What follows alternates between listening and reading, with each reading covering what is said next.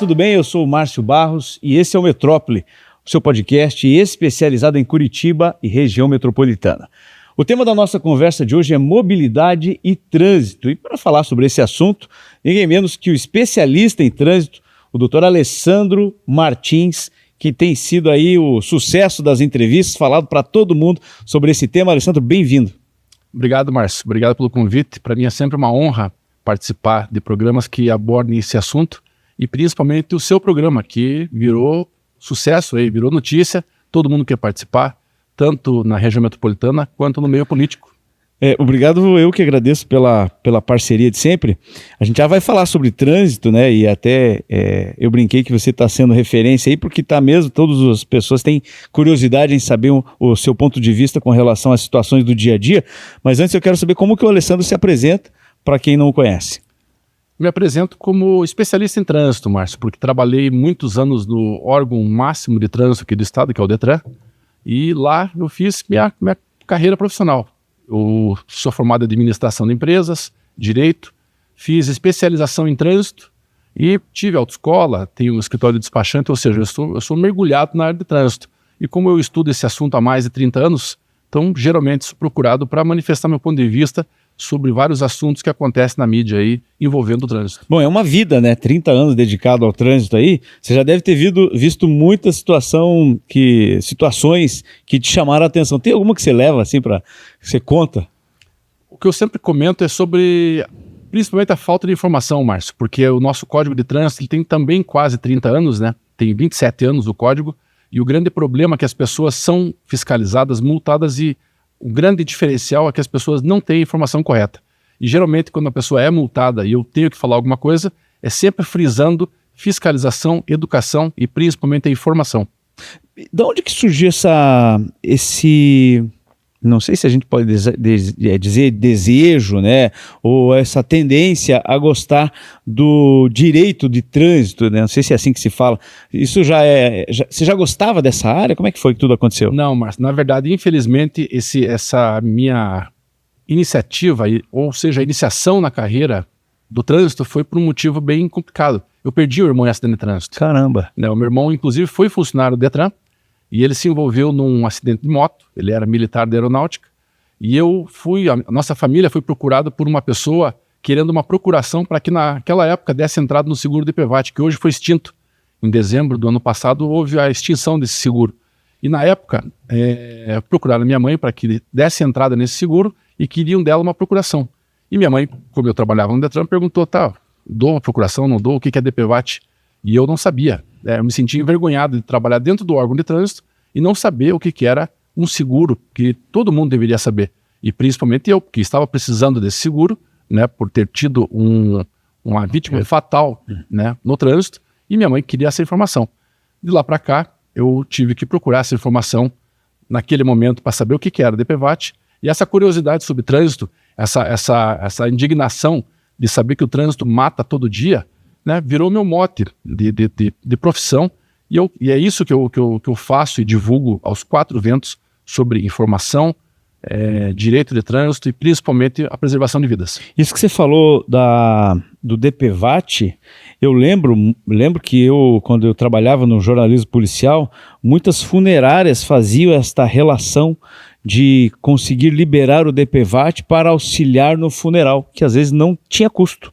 E aí se aplicavam golpes nas famílias que estavam no momento de fragilidade, né? Porque receber a notícia de que um filho morreu e que às vezes ele não tem o dinheiro para... Enfim, situação complicada. Como é que está isso aí hoje, já que o DPVAT não existe mais? Você que trabalhou no jornalismo policial acompanhou isso de perto, de acontecer uma morte, principalmente no trânsito, e as pessoas que estão mais próximas não é a família, é o jornalismo, né, que está ali com a notícia mais fresquinha. Então, o que acontecia? Existia essa procura por parte de funerárias e de empresas, inclusive especializadas para dar entrada no seguro obrigatório. Eu sempre digo, se tem uma indenização que funciona de maneira muito rápida, era o DPVAT, que na verdade foi extinto justamente porque houve um desvio de finalidade. O que aconteceu foi que muitas pessoas cresceram o olho nesse valor que era muito grande, um fundo com muito dinheiro, que tinha a função social muito boa. Só que esse seguro se inverteu, ou seja, a função social dele se perdeu. Então, por isso foi extinto ano passado. Uma coisa que você falou aqui são o número alto de acidentes de trânsito, né? Os números são altíssimos. A gente poderia dizer que se mata ou se morre mais gente no trânsito aqui no Brasil do que em qualquer guerra no mundo. Esses números aí são confirmados pela Organização Mundial de Saúde, Márcio. A gente pensa que para morrer é doença cardíaca, é AVC, é infarto, são as doenças que a gente pensa que pode levar o cidadão à morte. Uhum. Mas o grande problema é que o trânsito ainda figura entre as 5 maiores causas de morte no ano. E o grande problema é que o trânsito não tem grupo de risco, né? Se a pessoa tem problema cardíaco, ele pertence a um grupo de risco que pode levá-la à morte, e assim funciona com todas as outras causas de doenças que levam à morte. Mas o trânsito não. O trânsito é um local onde a gente convive com pessoas que não têm nenhum sintoma, que não pertencem a nenhum grupo de risco, e que se mata todo santo dia na faixa etária dos 5 aos 29 anos em todo o Brasil e principalmente no mundo. Então, é um grande problema o trânsito. E como a gente hoje trabalha na região metropolitana, Márcio, é um ponto que a gente está destacando, inclusive, o número excessivo de mortes que está acontecendo, principalmente no ano 2025, na região metropolitana envolvendo o trânsito. A gente já vai tocar nessa questão da região metropolitana e de um trabalho que você estava produzindo aí, participando, mas eu queria falar um pouquinho mais dessa questão de grupo de risco, porque eu lembro que quando eu trabalhava nessa área, era uma matéria muito mais dolorosa, porque quando uma pessoa está envolvida com o tráfico de drogas, por exemplo, a mãe já fica esperando uma ligação com uma notícia ruim. Agora, um trabalhador, será um motociclista, um motoboy, né, ou até mesmo outra pessoa que está no trânsito, indo para casa, a família está esperando para jantar e recebe uma notícia, ela é muito mais dolorosa, né? Então, essa questão é muito complicada, né? O trânsito é terrível. Exatamente, Márcio. Essa foi a situação que aconteceu na minha família. A gente estava esperando meu irmão para curtir as festas de final de ano. Ele estava indo para o nosso encontro na praia para passar o final de ano com a gente. E a gente foi surpreendido com essa notícia do falecimento dele no trânsito. O pior é que esse tipo de surpresa desagradável acontece todo santo dia, Márcio. Hoje, por exemplo, vários pais de família saíram de casa para trabalhar e não vão voltar para casa, porque o trânsito vai vitimar hoje, vai vitimar amanhã, vitimou ontem, ou seja, o grande problema é que está se tornando aceitável a morte no trânsito. E esse tipo de morte não deveria ser aceitável. A gente deveria ter a tolerância zero, que se aplica a tantas coisas, né? Nós deveríamos ter a preocupação e a divulgação de uma campanha para não se tolerar a morte no trânsito. Ninguém deveria perder a vida no trânsito. O trânsito, eu sempre friso, para que você tem um carro, Márcio? Para facilitar teu deslocamento.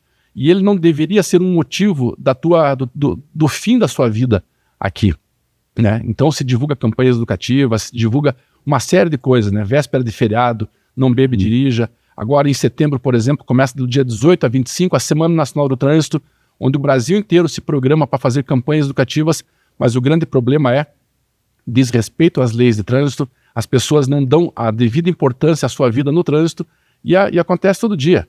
A gente viu a questão de dias, um empresário aqui na região metropolitana que se envolveu num acidente na contramão, embriagado, e que matou um menino numa moto. Ou seja, todo santo dia existe o desrespeito, todo santo dia existe a infração de trânsito, né? E, consequentemente, a morte no trânsito. Quando você falou em grupo de risco, quando a gente trata a questão do motociclista, pelo menos um número que eu tinha no passado, eu não sei se ainda de cada 10 atendimentos do SIAT, 7 são com motociclistas. Costuma-se dizer que o para-choque da moto é o joelho do motociclista, né? E esse número, ele não se torna um grupo de risco, de certa forma? Aí que tá. A moto é um veículo pequeno, ágil e que trafega, infelizmente, no ponto cego. Então ele se torna uma presa fácil. Então, como você mesmo falou, os números sempre oscilam um pouco para cima, um pouco para baixo, mas veja, de 10 leitos de um hospital do SUS, né, 7 são ocupados por acidente de trânsito. E desses 7, 5 são envolvendo motociclistas. Então veja, as pessoas reclamam que nunca tem vaga no hospital, mas é claro, as pessoas não respeitam a lei de trânsito e causam motivos para que o Sistema Único de Saúde, ao invés de dedicar para aquela pessoa que tem uma doença crônica, que está na fila para um transplante, para um atendimento, para um exame, para qualquer tipo de consulta, não, ele tem que ser destinado a um atendimento de emergência, que é aquela pessoa que vem, vítima de um atropelamento, de um acidente de moto, né? Acidente hoje em dia foi um termo substituído por sinistro, pela questão de você poder ou não evitar, sabe, Márcio? Então as pessoas estão trocando a palavra acidente, porque o acidente você evita, o sinistro não. Então quando se trata de trânsito, né, a gente tem um grande comprometimento do sistema de saúde, porque a gente tem que dedicar a esse tipo de atendimento. Achei sensacional você fazer essa relação, era uma das perguntas que eu tinha feito, mas a gente tem que pensar de uma forma racional e de uma forma humanizada. Claro, de uma forma humanizada é aquele pai de família que está trabalhando, ou de repente voltando para casa, se envolveu no acidente, e quando é algo simples, ok, vai ficar alguns dias afastado, mas também pode perder a mobilidade, pode comprometer. Mas se a gente pensar de uma forma racional, o custo desse trânsito violento, ele é muito alto, né? Uma diária de UTI aí custa na faixa de 14, 15, 20 mil reais. E um camarada que se envolve num acidente de trânsito fica 10 dias numa UTI, isso tem um custo absurdo para o Estado. Aí as pessoas falam assim, mas a gente não tem que pensar nisso. Tem que pensar sim, porque você falou com muita propriedade, às vezes você deixa de atender uma pessoa que tem uma comorbidade que ela não conseguiu evitar, um câncer, por exemplo, e está ocupando um leito que poderia ser evitável. Exatamente. A cada R$1 que você invista em educação de trânsito ou no trânsito, você economiza, em média, R$63 a R$65 que são utilizados e gastos, né, quando você aplica no hospital para tratar a vítima de acidente de trânsito. Olha a proporção, é 1 para 60, Márcio. Então veja que a gente tem que fiscalizar, a gente tem que educar para o trânsito, a gente tem que acabar com esse número. Ou seja, deveríamos ter essa consciência de não aceitar nenhum tipo de vítima do trânsito. Ou seja, tolerância zero mesmo. Tolerância zero. Agora tem uma coisa que, antes da gente falar da região metropolitana, são os acidentes com trem. Porque quando você começa a pensar de uma forma racional, você fala, não, impossível se envolver no acidente com trem. O trem, né, faz a buzina, o barulho lá, ele tem o barulho do próprio transporte, né, na linha férrea, tem essa questão de visual e ainda assim acontecem acidentes com frequências. Como é que se explica isso? Desatenção, Márcio. Hoje em dia, nós temos um grande inimigo que inclusive está sendo comparado à embriaguez, que é o celular. Você sabe que as pessoas hoje conduzem moto, carro, caminhão, ou seja, qualquer tipo de veículo manuseando o celular.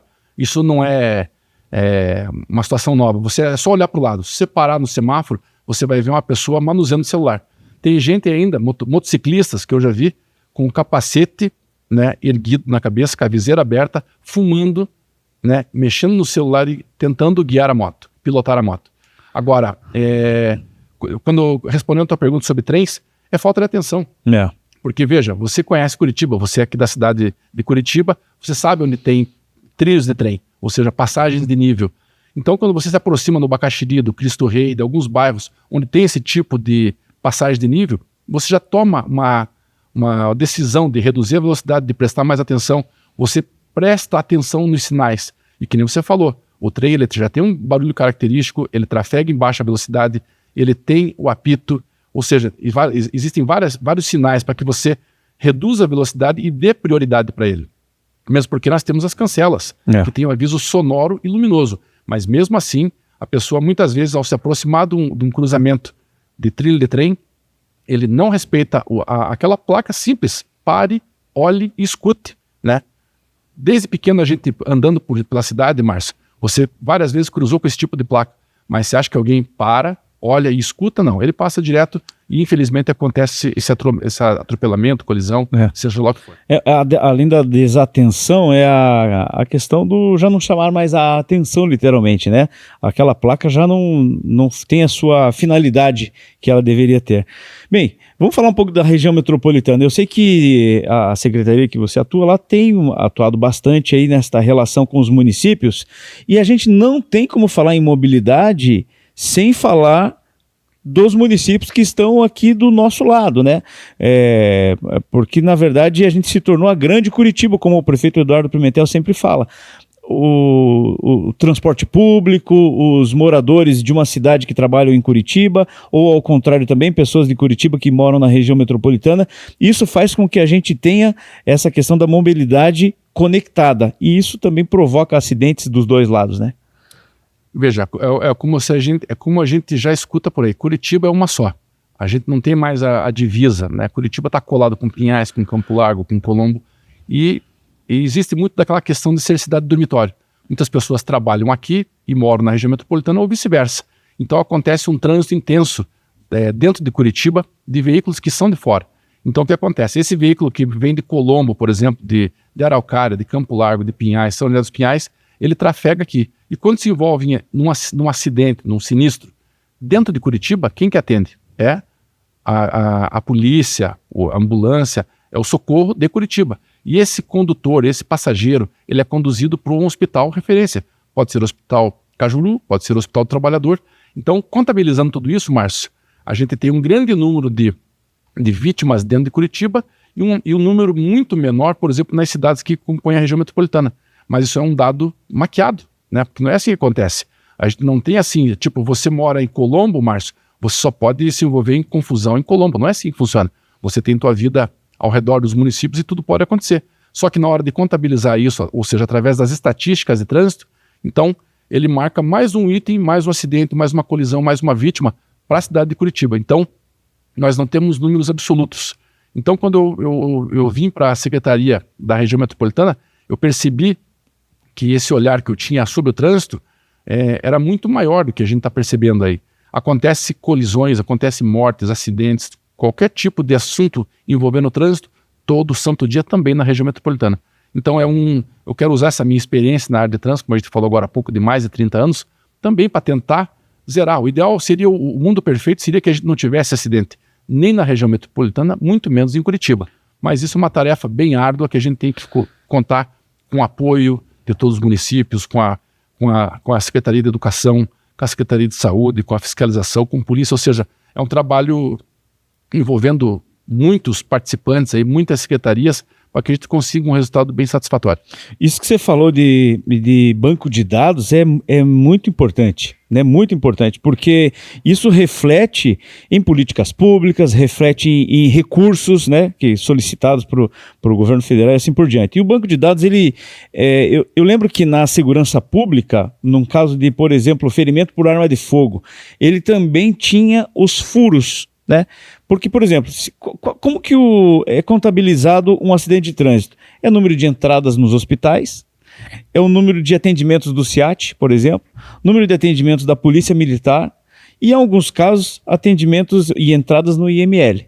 Então, quer dizer, veja que loucura isso. Se o cara é atropelado, ele falou, não, eu estou bem. De repente, numa estrada rural lá em Contenda, ele vai para casa. Aí ele passa mal. No outro dia de manhã, ele vai para o hospital. E ele morre, ele não entra contabilizado como um acidente de trânsito no local.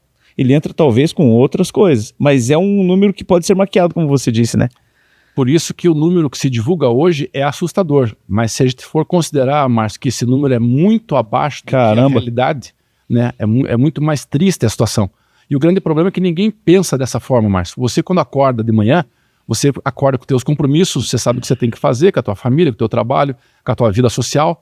Ou seja, a última coisa que te passa pela cabeça é o trânsito. Você não sai assim cedo pensando, não, eu tenho que dirigir cuidadosamente porque eu preciso voltar para casa. A gente sabe disso. Sim, é no automático, né? A gente age no automático. Mas se a gente tivesse noção que o número, como você falou, aquela pessoa que se envolve no acidente e tem a morte no local, ela é contabilizada. Infelizmente, fora isso, infelizmente ele é contado ali. Agora, como você contou, a pessoa que é internada, que tem... que fica uns dias no hospital, que ele tem alta e vai para casa e morre dias, semanas, meses depois, né, por outros motivos, mas que a origem disso tudo foi o trânsito, não tem como a gente saber que foi o trânsito que vitimou essa pessoa, né? Não existe, por exemplo, Márcio, na hora de se fazer um atestado de óbito, quem que morreu? Fulano de tal. Qual que foi o motivo da morte? Insuficiência respiratória. Mas o que causou? Ele tinha? Quantos anos ele tinha? 24. Mas ele tinha problemas quando nasceu? Não. É que ele sofreu um acidente, né? Ele teve uma colisão, teve um sinistro há 4 meses atrás, né? Daí ele foi para o hospital, ficou 8 dias, teve alta, daí começou a piorar. Ou seja, o trânsito foi o real motivador. Sim. O trânsito foi o real causador da morte. Então, se houvesse, na hora do registro do óbito no Brasil inteiro, uma investigação rápida, né?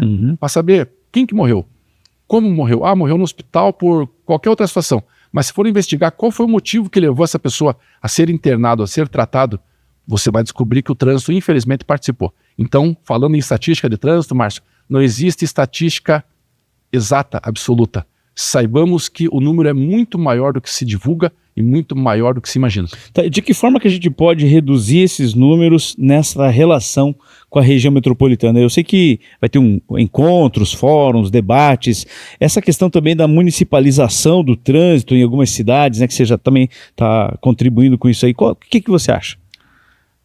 Márcio, a gente deve simplesmente fazer aquele tripé, que é a educação, né, a engenharia e também a fiscalização. Porque quando você fala em morte no trânsito, você tem alguns elementos que você pode atribuir. Por exemplo, ele morreu porque ele não sabia, ou seja, ele não teve a instrução correta, que ele não podia tomar certas atitudes. A segunda questão é, não, a estrada não era sinalizada, não tinha placa, teve um buraco na pista, a pessoa justifica aquela morte no trânsito com a engenharia. E por outro lado, tem a fiscalização que faz todo esse conjunto, né, que é verificar se o carro está andando dentro das normas, tem documentação, se a pessoa tem carteira de motorista, né? Isso é um outro assunto bem polêmico, porque nós estamos, inclusive, no meio de uma discussão querendo o fim das autoescolas, né? Está uma briga aí, alegando que carteira é muito caro, porque não sei se você viu uma estatística que teve recentemente, Márcio, que de todas as motocicletas do Brasil, 51% dos proprietários, Márcio, não tem habilitação. Meu Deus, né? Então pensa você estar com a tua família, com a tua mãe, com o teu pai, com o teu filho, dentro do teu carro, e você saber que uma pessoa ao seu lado, fazendo uma entrega de uma pizza, de um remédio, de qualquer coisa, ele está trafegando junto com você e ele não teve uma avaliação do Detran. Você não sabe se ele sabe dirigir. Então você fica se perguntando. Claro que vai ser um dado estatístico muito alto. Claro que não para de ter mortes no trânsito. A pessoa que está ao meu lado, ele faz parte daquela estatística dos 51% das pessoas que não tem carteira de motorista. Mas por que ele não tem carteira de motorista? Porque pense só, uma moto, para você comprar, que você consegue comprar por R$5.000. No Brasil, uma média de uma carteira está entre 2, 3, 4, dependendo do estado. Então você pensa, Márcio, você tem lá, você está desempregado, precisa trabalhar, sustentar a tua família. Você vai pegar 3, 5 mil reais e vai fazer o quê? Vai tirar a carteira e vai comprar uma moto. Os dois não dá. Os dois não dá. Você vai falar, cara, me dá essa moto aqui, a carteira, seja o que Deus quiser. Eu preciso levar pão para casa hoje à noite. Então, sabe, Márcio, é uma situação bem complicada. Então, por isso que tem uma discussão hoje de querer baratear a carteira, fazendo os ajustes na questão de avaliações, ou seja, do processo de habilitação como um todo. Mas entenda que é uma briga muito grande, é uma briga muito maior. Então, quando a gente fala de educação no trânsito, de fiscalização, de educação, de formação, então são vários componentes que fazem com que os números do Brasil, infelizmente, só aumentem, né? Porque a gente... É só você pegar o exemplo da moto. Saiba, quando você olhar para o lado e verificar uma moto, você sabe que essa pessoa, esse motociclista, pode ser que esteja fazendo parte dos 51% dos motociclistas que não tem carteira.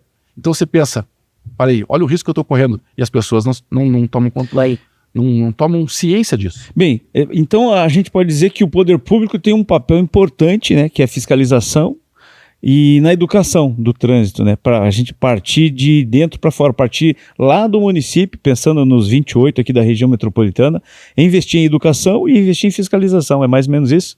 E também a engenharia. Claro. Você tem que ter, por exemplo, uma via bem sinalizada com um asfalto, com faixas, ou seja, para que a pessoa tenha condições de trafegar com segurança. Segundo, ele tem que ter a formação, ele tem que ter uma carteira de motorista, ele tem que ter a educação no trânsito, ele tem que sofrer uma blitz educativa, ele tem que ir para uma autoescola, ele tem que saber que o Código de Trânsito existe, que o Código de Trânsito é como um código penal, como um código civil, o Código do Consumidor. Você, quando compra uma televisão, Márcio, ela vem com defeito, você corre para o Código do Consumidor procurar qual que é a lei que tem para. Mas por que o Código de Trânsito você não lê e não sabe quais são as suas obrigações como motorista, como condutor, né? Mas agora, as multas de trânsito é outro exemplo.